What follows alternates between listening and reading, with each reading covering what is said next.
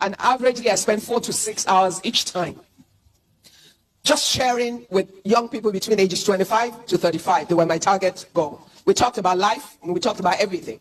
And one session I said to them was simply about investments. And I said, we spent 6 hours on the day of the investment. And it was simple. I asked most people, what is your target goal? And they told me the kind of money they'd like to have in their bank balance. I then asked them to explain their lifestyle to me. And in the midst of their lifestyle, I found them the money. Because it was easy to show them that they were already richer than they aspired to be. But they didn't have that kind of money or that kind of balance, because within their lifestyle, they were consuming their future wealth. And you see, when Yoruba people say that, that 20 children cannot play together for 20 years, what they really mean is at the stage of childhood, you're literally all the same. Secondary school, your peers, whatever advantage you have over the next person is not because of you. Maybe your father has, your mother has. That's not yours. That's somebody else's wealth. Because your father could die without giving you a dime. Or he could die and you find out that he was living on borrowed money. Or maybe you go and marry and you think your husband has money. Then soon enough you find out that he doesn't have what he seems to have. What is really important is, what do you have control of? What is the cash flow that you can definitely say that this one, I am sure of it because of this? And within that cash flow, what part of it are you able to hold in a disciplined manner that allows you to make that money work for you? I always share this theory of sand and a block. How many people know it? A few that have taught over time. Your sand is the money you're gathering a little at a time. If it doesn't amount to much, it's sand. It means when the wind comes, it will scatter. If there's a flood, it will just totally disappear.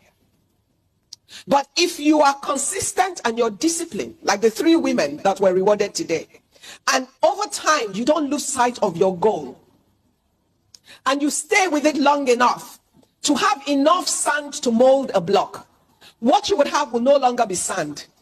It will become a block. And the difference between a block and a sand is what? That when the wind comes and everything, the sand can scatter, but what happens to the block? Assuming this is your block, when you do this to the edge of the block, what do you have in your hand? Good, smart girls. Until you have molded the block that will generate the sand, you don't consume your sand. Because the sand will scatter, but you need the block that will continue to yield you sand. And the only way you do that is that you're disciplined, you're determined, you're dedicated to your goal. And that's like Oja and like Tommy.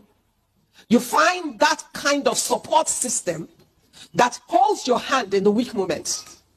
That kind of voice that says to you, no, you cannot buy one more Ashebi. That kind of voice that says to you, you look good, but learn how to make yourself up. That kind of voice that says to you, we're going to the mall just to have a social visit, but you're buying nothing because you don't need anything. That kind of sound or voice that says to you, her jewelry pieces are beautiful, but you haven't worn all the ones in your vault or in your wardrobe, and you're not buying one more. That kind of voice that says to you, this is not the year where you're having that big party or something, because you have a goal you have set for this year. See that young lady who just now owns half a plot of land in Lagos? She's never going to be poor. It's not, it's not a prophecy. Because there are things that you do that prophesy into your life. So this isn't about, no. It's about the discipline, the dedication, and the commitment to goal. It's about making choices. Life is about opportunity cost.